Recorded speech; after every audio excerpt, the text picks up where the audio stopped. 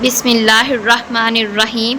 अस्सलाम वालेकुम dear viewers and aspirants, कैसे हैं आप सब। उम्मीद है सब खैरियत से होंगे। मेरे चैनल पर आप सबको खुशामदीद। जो नए लोग आए हैं, अच्छा व्यूअर्स, इस वीडियो को स्टार्ट करने से पहले मैं आपको बता दूं कि अगर आपने एक्साइज एंड टैक्सेशन का जो पिछला पेपर मैंने अपलोड किया था 2018 में जो हेल्ड हुआ है, वो अगर नहीं देखा तो प्लीज़ उसकी वीडियो भी शेयर कर लें, ताकि आपके जो इम्पोर्टेंट एमसीक्यूज़ हैं और जो बाकी का डाटा जो उस पेपर में मैंने शेयर किया था और डिटेल जो टॉपिक्स डिस्कस किए थे उनको वो भी आपके अच्छे से कवर हो जाएं। चलें शुरू करते हैं। आज की जो वीडियो है वो भी एक्साइज और टैक्सेशन इंस्पेक्टर के हवाले से है। जो पेपर ये भी 2018 में ही हेल्ड हुआ था, लेकिन ये 12J और 13J वालों का था और इसका जो था सेंटर था या रीजन था वो लाहौर था। इस पेपर को हम स्टार्ट करते हैं। पहला एमसीक्यूज़ देखते हैं। The name of the power point file can be seen on menu bar, title bar, scroll बार या स्टेटस बार। ये कंप्यूटर के पोर्शन से उन्होंने उठाया है और इसका जो सही आंसर है वो है टाइटल बार। ये लगाया हुआ है। वो पूछता है कि पावर पॉइंट फाइल का जो नाम है वो बेसिकली कहाँ से आसानी से देखा जा सकता है, तो टाइटल बार पर मौजूद होता है। नेक्स्ट देखते हैं। Look at this series 5, 8, 9 and then 12, फिर आगे चलता जा रहा है 20 तक जा रहा है। ये रोमन जो वैल्यूज़ है ना, काउंटिंग है, वो लिखी गई हैं। तो what number should fill the blank, तो इसका आंसर है ये वाला। इसको जब आप कवर करेंगे ना, इसका सीरीज़ का जो है डिफरेंस फाइंड करेंगे तो आपको इजीली हो जाएगा। जैसे ये 5 है, ये 8 है, फिर आगे जाते जाते ये 9 तक जा रहा है। सॉरी 9 नहीं है, ये है 11। ठीक है, ये 11 के बाद जो है वो आ रहा है ये जी 14। ये मैं यहाँ पे लिख रही हूँ 14। ठीक है, ये ऊपर वाला बल्कि मैं रेज करती हूँ तो फिर बताती हूँ आपको। और ये जा रहा है 20। तो देखें सब में डिफरेंस कितना आ रहा है, 3 का आ रहा है ना डिफरेंस। तो फिर आगे जो जितनी भी वैल्यू है, जैसे 14 के बाद 17 आएगा, 17 के बाद आ रहा है 20, फिर आगे जाएगा तो 20 के बाद क्या आएगा 23, फिर आएगा 26। समझ आ रही है। उस हिसाब से फिर आपने इसको इस डिफरेंस को कंटिन्यू करते हुए आंसर निकालना है। तो एट द एंड जो है आपके पास आंसर क्या आ रहा है XV11। नेक्स्ट देखें। What is the main purpose of nuclear energy. Nuclear energy का मेन जो है वो काम क्या है, to kill the enemy nation, to waste the excessive energy, to use it as an alternative source of energy, to cause mutation for people who are working. तो इसका right answer है to use it as an alternative source of energy, मतलब energy पैदा करने का एक दूसरा तरीका, ना तो तबाही फैलाने के लिए और ना ही दुश्मनों को ख़त्म करने के लिए। ये कहते हैं, वैसे खैर से न्यूक्लियर एनर्जी का और भी जगहों पर इस्तेमाल होता है। नेक्स्ट देखते हैं। To cause mutation, who was the first Muslim commander in chief of Pakistan navy. वो ये वाला क्वेश्चन मैं बात कर रही हूँ 4 MCQs। उसमें ये पूछ रहा है कि पाकिस्तान नेवी का पहला मुस्लिम जो कमांडर इन चीफ था वो कौन था। तो देखें, पहला जो मुस्लिम कमांडर इन चीफ था वो था एडमिरल मोहम्मद सिद्दीक। ठीक है, ऑप्शन में देखें एडमिरल शाहिद करीम है, करामत रहमान है, तारिक महमूद है, मोहम्मद सिद्दीक है। सही आंसर डी है, admiral Mohammad Siddique.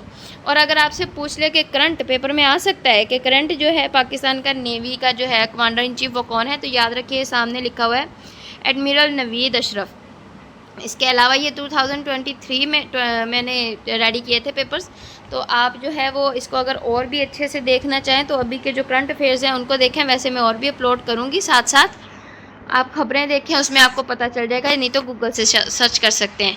What are columns of periodic table card, periods, vertical, perpendiculars या ग्रुप। तो जो वो पूछ रहा है कि पीरियोडिक टेबल में जो कॉलम्स होते हैं ना उनको हम क्या कहते हैं, तो उनको हम क्या कहते हैं, ग्रुप कहते हैं। ये आंसर लगा हुआ है। ठीक है, नेक्स्ट है। Determinism is the opposite of free will, individualism, collectivism, heroism. तो इसका सही आंसर है फ्री विल, ये ए लगाया हुआ है। नेक्स्ट देखें। The Hajj pilgrims are required to wear ihram at a place called Arafat, Miqat, Mina या फिर मरवा। ये इस्लामियत के पोर्शन से उठाया गया है और हज वाला जो पार्ट था वहाँ से ये है। तो देखें, वो पूछ रहा है कि जो हज के लिए हाजी जाते हैं तो वो किस जगह पर जाकर एहराम बांधते हैं, तो इसका सही आंसर है मिकात। मिकात में जो है वो एहराम बांधते हैं। और नीचे देखें ये लिखा हुआ है मीना में जाके वो कुर्बानी करते हैं। ये आपका हो गया, इसको मैं रेस कर देती हूँ। नेक्स्ट जो है वो 7th के बाद 8 MCQs चेक करें। Pakistan Afghanistan border also refer to as the Durand line what was drawn in 1892, 1890, 1893 या 1897। तो इसका सही आंसर है 1893, ठीक है। अच्छा ये देखें, ये तो पता चल गया ना कि पाकिस्तान और अफगानिस्तान के बॉर्डर को क्या कहा जाता है, ड्यूरेंट लाइन कहा जाता है। ये इसकी लेंथ भी पूछी गई है एक पेपर में, तो ये देखिए ऊपर लिखा हुआ है 2640 किलोमीटर या 2610 किलोमीटर। एक्चुअल में इसकी जो है वो 2610 किलोमीटर है। अक्सर पेपर में वो 2640 भी दे देता है, जो करीबी आंसर होता है उस पर आपने टिक करना होता है। इसके अलावा ये देखें, ये भी अक्सर PPSC में पूछा गया है कि जी ये किन दो लोगों की मौजूदगी में ये सब काम हुआ था, किन्होंने ये ड्यूरेंट लाइन का जो कह लें कि मतलब ये फिक्स की थी, इसको बताया था कि हाँ जी अब से ये वाला बॉर्डर है। तो देखें ये नीचे लिखा हुआ है मोतीमीर सर ड्यूरेंट थे उस टाइम पे मौजूद, जिन्होंने इस माहदे पर जो था साइन किया था इस चीज़ पर। और साथ में पाकिस्तान की तरफ से मतलब मुस्लिम हमारी तरफ से थे अब्दुल रहमान खान, तो ये भी आपको पता होना चाहिए। ये एडिशनल इन्फॉर्मेशन है, 2 और MCQs भी आपको साथ में रेडी करवा दिए हैं। नेक्स्ट देखें, when Pakistan became full member of Shanghai corporation organization यानी कि CO। तो देखें जी वो पूछ रहा है SCO इसको कहते हैं, शॉर्ट टर्म इसकी SCO है।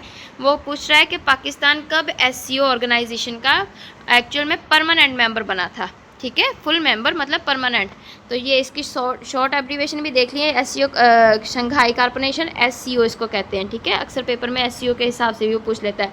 तो इसका MCQ इसका आंसर जो है वो सही है 9 जून 2017, ओके। और ये इसके साथ ही पाकिस्तान अलॉन्ग विद इंडिया, ये साथ में ये देखें इंफॉर्मेशन लिखी है कि पाकिस्तान और इंडिया दोनों फुल टाइम मेंबर बने थे फिर SCO के उसी एक जगह पे।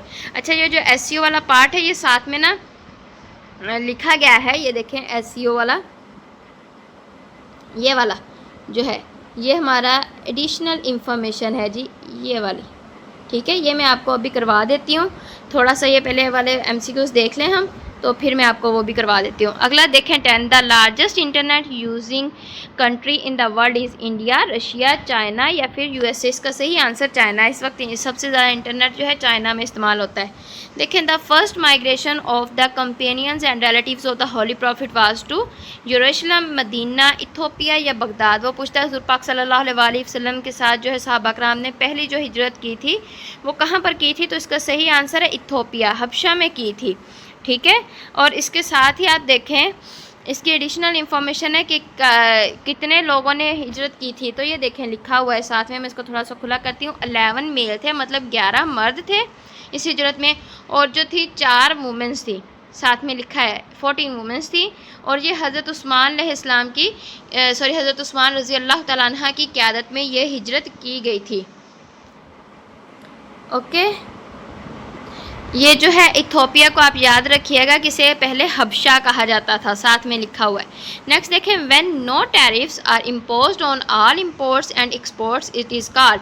वो कहता है कि जब आप जो है तजारत करते हैं, बिज़नेस करते हैं, तो आपके जो बरामदात और दरामदात हैं उन पर किसी तरह का टैरिफ अगर लागू नहीं किया जाता तो उसे क्या कहते हैं, इसको कहते हैं फ्री ट्रेड, फ्री ट्रेड, ठीक है। कोई तरह का आपके ऊपर टैक्स नहीं लगाया जाता। In a computer system work in the similar fashion as files in the folders are physically maintained in real world office documents filing directories recycle bin. तो इसका सही आंसर है डायरेक्टरीज, ये वाला। नेक्स्ट देखें eugenics related to water disease, study flower, improvement of species या water sport. तो eugenic एक कह लें कि क्या वर्ड है जो किसके साथ रिलेट करता है, इम्प्रूवमेंट ऑफ स्पीशीज़, जो हमारे आसपास की जो स्पीशीज़ हैं उनकी बेहतरी के लिए ये लफ्ज़ इस्तेमाल किया जाता है, उनके साथ ही रिलेट है। तो अगला देखते हैं, ऊपर से देखें हमने अभी जो था SCO का लफ्ज़ पढ़ा था, ये मैंने साथ में रेड में लिखा भी हुआ है। तो हम ज़रा इस शंघाई कॉरपोरेशन को पहले देख लेते हैं, फिर आगे बढ़ते हैं। ये देखें यहाँ पर है, यहाँ से स्टार्ट करते हैं। उफ़ल्ला जी, रशिया से पहले जो था USSR था, तो इसमें 15 मुल्क शामिल थे। रशिया पहले कोई मुल्क नहीं था, एक्चुअल में ये यूएसएसआर था, जहाँ पर इसमें ना ये कह लें कि बहुत सारे मुल्क शामिल थे। फिर बाद में उन्होंने जंगें लड़ी और आज़ादी हासिल करी, तो फिर नए ममालिक शामिल आए। तो इसमें टोटल 15 मुल्क शामिल थे। रशिया को मिलाकर 1991 में, फिर ये रशिया उसमें शामिल था, याद रखिएगा, यूएसएसआर में, तब टोटल 15 थे। 1991 में फिर यूएसएसआर टूट गया था और 14 मुल्क आज़ाद हो गए थे। उनमें वो कौन कौन से थे, ये वाला मैं रेस करती हूँ ताकि आपको दिख जाए सही से वो कौन कौन से 14 मुल्क आज़ाद हुए थे। ये देखिए,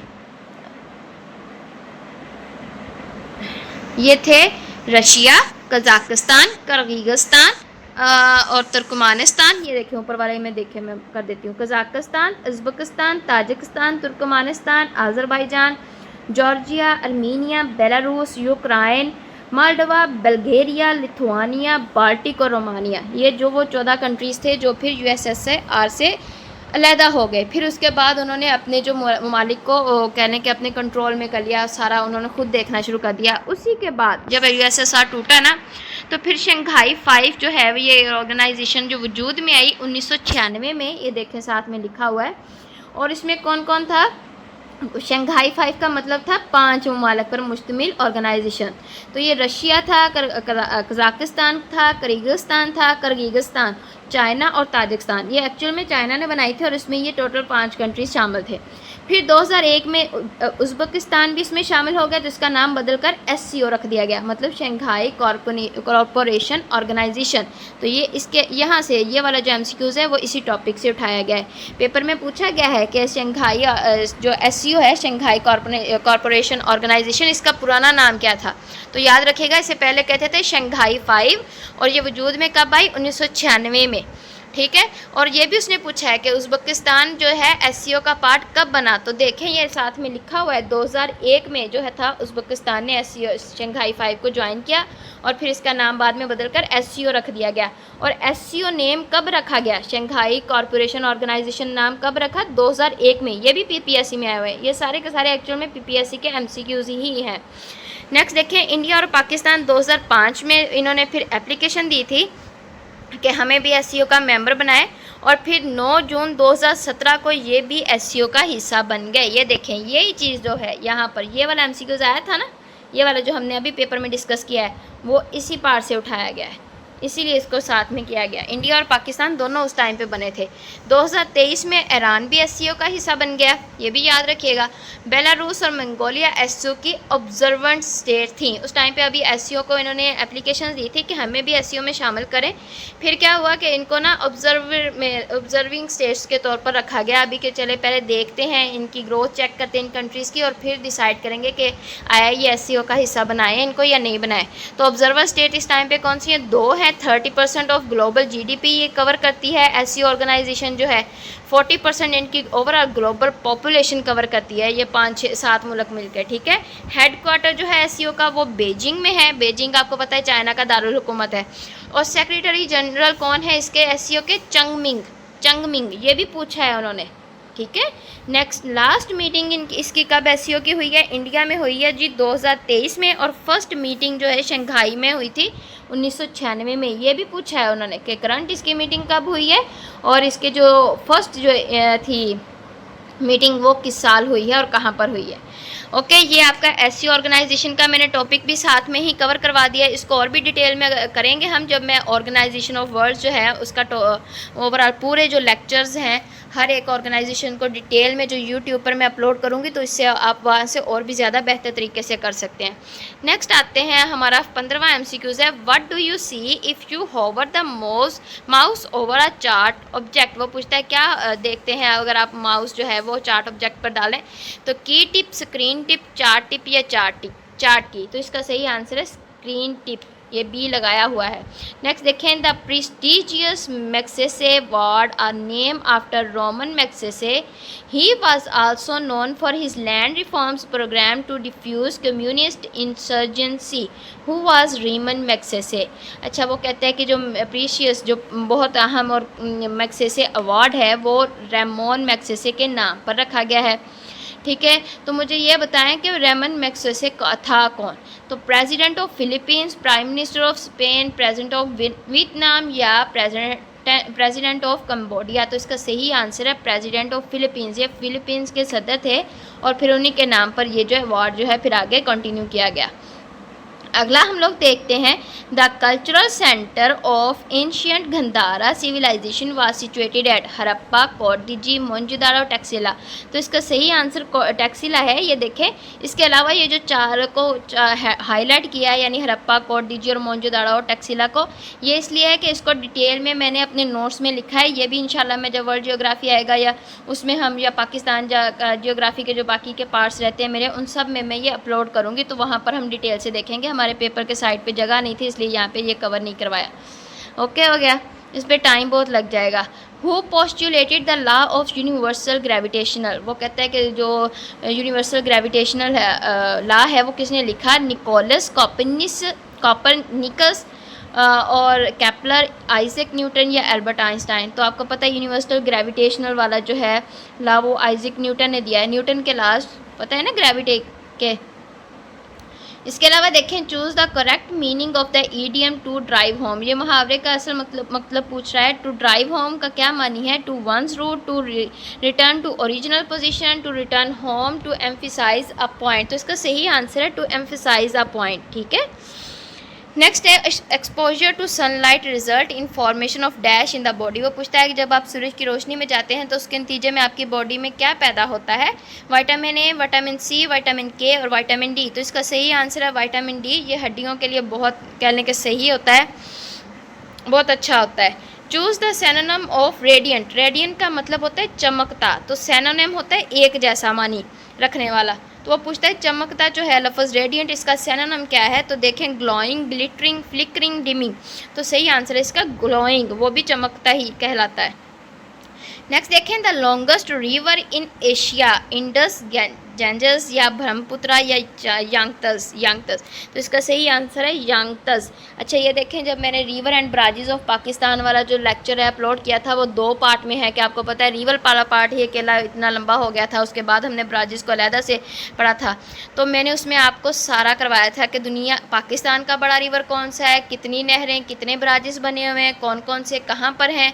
इसके अलावा पूरी दुनिया के बड़ा दरिया कौन सा है, छोटा दरिया कौन सा है, सबसे लंबा दरिया कौन सा है, और एशिया का अलहदा से हमने डिस्कस किया था। उसी टाइम पे मैंने आपको बताया था कि पूरी दुनिया का सबसे बड़ा दरिया अगर लार्जेस्ट का पूछे तो बड़ा दरिया है अमेज़न रिवर।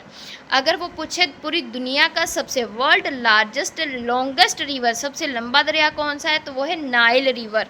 ठीक है, दरियाए नील।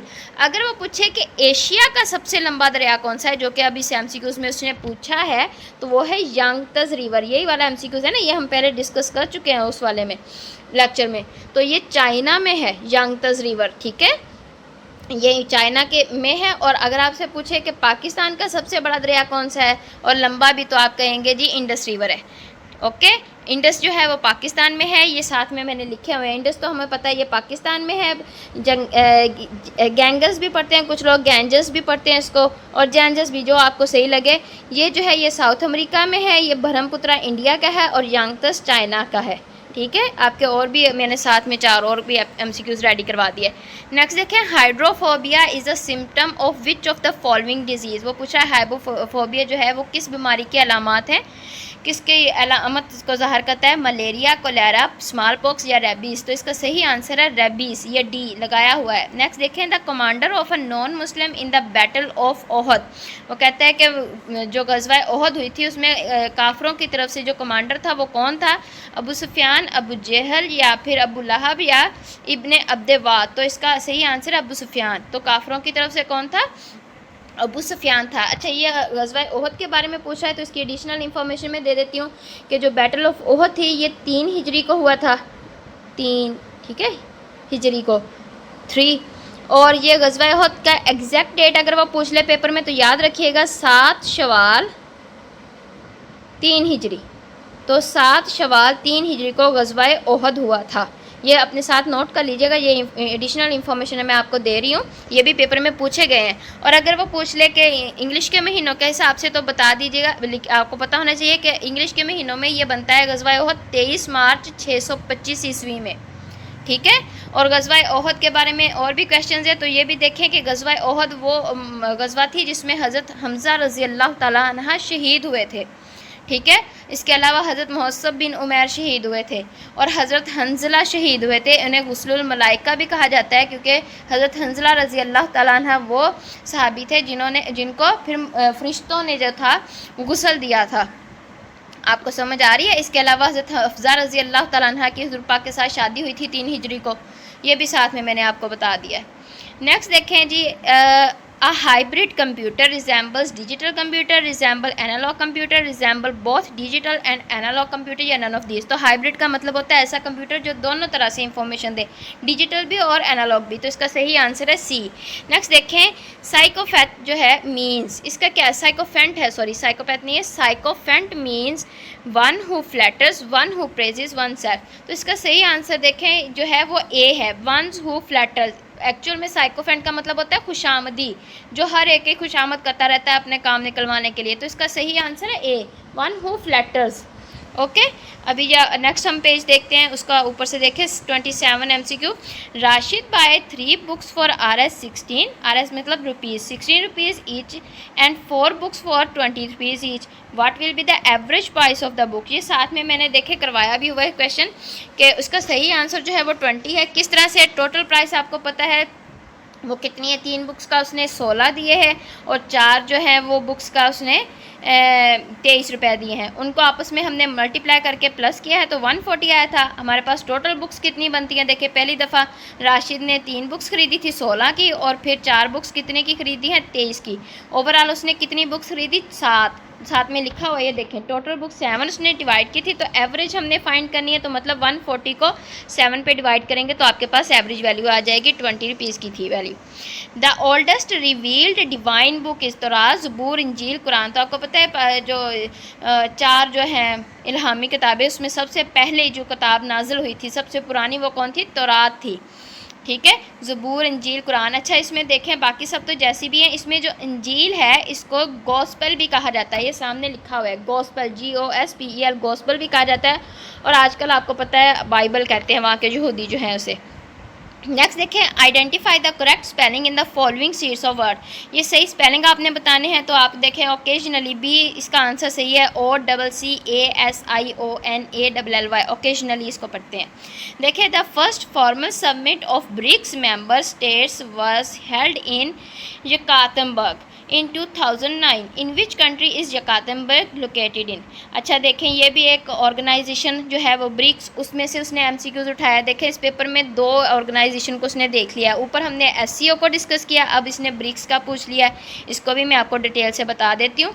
देखें ये इसका तो अपने आप में एक जो इसने MCQs खुद ही दे दिया इजाफी, वो पहले हम ये इसका MCQ डिस्कस करते हैं और बताती हूँ मैं कि वो कहता है कि ये बताएं कि जो कंट्री है, किस कंट्री में यकातेम्बर्ग जो है वो लोकेटेड है। तो इसका सही आंसर है रशिया। देखें लगाए, रशिया, ब्राज़ील, चाइना या नन ऑफ दिस। तो इसका सही आंसर है रशिया। अब वो पूछता है कि देखें उसने खुद ही एक MCQ दे दिया है कि फ़र्स्ट फॉर्मल समिट जो हुई थी ना ब्रिक्स के मेंबर्स की, वो कहाँ पर हुई थी, यकातेम्बर्ग में हुई थी 2009 में। तो ये अपने आप में एक MCQ है, इसको भी याद करना है आपने। इसके अलावा जो ब्रिक्स के बारे में और इन्फॉर्मेशन है वो मैं आपके साथ जो है वो डिस्कस करती हूँ। सॉरी, ये वाला मैं चेंज करती हूँ, अल्लाह। और मैं आपको बताती हूँ, मेरे ख्याल में ब्रिक्स को मैंने पिछली दफ़ा आपके साथ डिस्कस किया है। जिन्होंने पास पेपर देखे हैं, ये वाला पिछला जो पेपर मैंने एक्साइज और टैक्सेशन का अपलोड किया है, उसका सेकंड पार्ट जो है उसमें जाके देखेंगे आप, तो आपको पता चलेगा। उसमें मैंने ब्रिक्स के नोट्स जो हैं वो साथ में अपने पेपर के लगाए हुए थे। पिंक कलर का जो नोट पैड था उसके ऊपर सारा डाटा लिखा था। फिर भी मैं एक दफ़ा और रिपीट कर देती हूँ कि ब्रिक्स जो है वो बेसिकली ये B से होता है ब्राज़ील, R से होता है रशिया, I से होता है इंडिया, C से चाइना और S से साउथ अफ्रीका। तो बेसिकली ये 5 लफ्ज़ बनते हैं। ब्रिक्स 5 कंट्रीज़ पर मुश्तमिल है। इसमें के जो प्रेसिडेंट है वो देखें, ब्राज़ील का प्रेसिडेंट था लुइस इनेशियो लूला डा सिल्वा, रशिया का है व्लादिमीर पुतिन। ये इसलिए हम देख रहे हैं क्योंकि ये भी पूछा गया है कि ब्रिक्स के फ़लाँ कंट्री का जो है सदर है वो कौन सा है, ये भी PPSC में पूछा गया है। इंडिया का जो इस टाइम पे प्रेसिडेंट है वो औरत है, एक द्रौपदी मुर्मू, ठीक है। चाइना के जो सदर हैं वो है शी जिनपिंग, और साउथ अफ्रीका के हैं सिरिल रामाफोसा। इसके अलावा जो पहले थे, ये भी मैंने आपको बताया कि ब्रिक्स जो था वो एक्चुअल में एस नहीं था, शुरुआत में सिर्फ ये ब्रिक था, BRIC के सिंपल, ये 4 कंट्रीज़ इसमें शामिल थे, ब्रिक थे, यानी ब्राज़ील, रशिया, इंडिया और चाइना। ठीक है, 2001 में ये ऑर्गेनाइजेशन बनी थी और ये फाउंड किसने की थी, बनाई किसने थी, गोल्डमैन जिम ने बनाई थी, गोल्डमैन जिम ओनील उनका पूरा नाम था। तो इसकी फ़र्स्ट मीटिंग 2006 में हुई है, इसकी ऑफिशियल मीटिंग 2009 में हुई थी। वैसे ओवरऑल जो मिलाना जो था वो 2006 में हुआ था कंट्रीज़ का आपस में, लेकिन इसकी ऑफिशियल मीटिंग जो फिर 2009 में हुई थी। और फिर ब्रिक के एंड पर जो एस है, साउथ अफ्रीका, जो मैंने आपको बताया है, ये फिर इसके एंड पे जब इसमें ऐड हुआ कंट्री, तो इसका नाम क्या हो गया, ब्रिक्स हो गया। और साउथ अफ्रीका ने ब्रिक को कब ज्वाइन किया है, 2010 में। ये भी उसने पूछा है, पेपर में आया हुआ है PPSC में कि साउथ अफ्रीका ने कब ब्रिक्स को ज्वाइन किया, 2010 में। ये भी आप नोट डाउन कर लीजिएगा। यह मैंने आपको और भी इंफॉर्मेशन करवा दी है, जिन्होंने नहीं किया इसको और भी डिटेल से देखना है तो वो पिछला पेपर जाके चेक करें, सेकेंड पार्ट जो है उसमें मैंने ब्रिक को डिटेल से करवाया था। अच्छा जी, नेक्स्ट देखें द इको। इसमें वैसे ब्रिक में मैंने आपको ये भी बताया था कि ये 5 कंट्री की ना 40% पॉपुलेशन बनाते हैं और पूरी दुनिया की, और 30% GDP बनाते हैं। और इसकी रिसेंट मीटिंग, ब्रिक की बात कर रही हूँ मैं अभी, रिसेंट मीटिंग जो है इसकी 2023 में हुई है साउथ अफ्रीका में। ओके, तो 5 कंट्री जो नई है जो इन्होंने ब्रिक को ज्वाइन किया है वो कौन कौन सी हैं, ईरान, इजिप्ट, एथियोपिया, UAE यानी मुत्तहिदा अरब अमारात और सऊदी अरेबिया।